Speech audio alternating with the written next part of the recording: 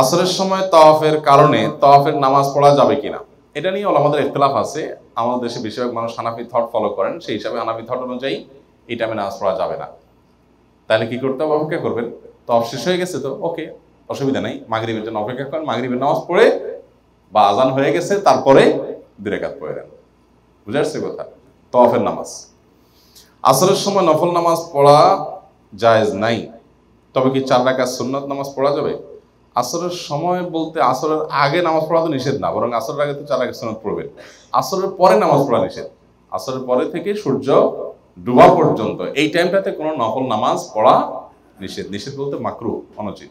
এই টাইমে তেলাওয়াত করবেন, তাওয়াফ করবেন, অন্যান্য কাজ করবেন, নামাজ পড়বেন না। হুদহুদ ট্যুরস অ্যান্ড ট্রাভেলস, হজ ও উমরার বিশ্বস্ত প্রতিষ্ঠান।